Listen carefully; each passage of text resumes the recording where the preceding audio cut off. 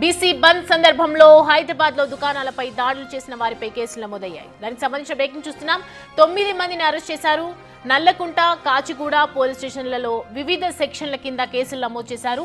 నిన్న విద్యానగర్ నుంచి బర్కత్పురా వరకు ర్యాలీగా వచ్చిన జేఏసీ నేతలు తెరిచి ఉన్న షాప్స్, షోరూమ్స్, పెట్రోల్ బంకులపై దాడి చేశారు.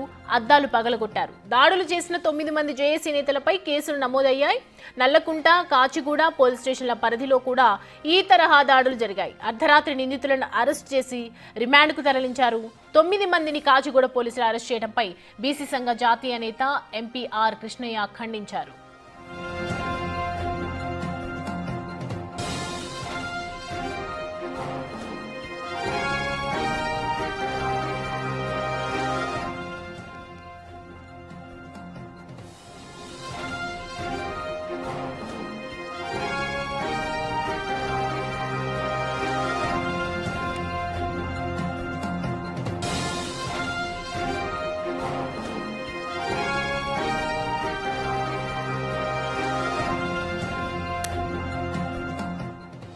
రైట్, బీసీ బంద్ కి సంబంధించి నిన్న తెలంగాణ రాష్ట్ర వ్యాప్తంగా బీసీ బంద్ నేపథ్యంలో హైదరాబాద్లో దుకాణాలకు సంబంధించి చాలా మంది దాడులు చేసినటువంటి నేపథ్యంలో పలువురిపై కేసులు నమోదు చేశారు. 9 మందిని అరెస్ట్ కూడా చేయడం జరిగింది.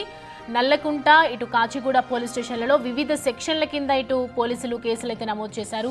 నిన్న విద్యానగర్ నుంచి పూర్తిగా బర్కత్పురా వరకు ర్యాలీగా వచ్చినటువంటి జేఏసీ నేతలు తెరిచి ఉన్నటువంటి షాప్స్కి, షోరూమ్స్కి సంబంధించి పూర్తిగా అద్దాలు ధ్వంసం చేయడం, పగలగొట్టడం ఇవంతా చేసినటువంటి నేపథ్యంలో పూర్తిగా కేసులు నమోదు చేయడం, పలు సెక్షన్ల కింద కేసులు నమోదు చేయడం జరిగింది.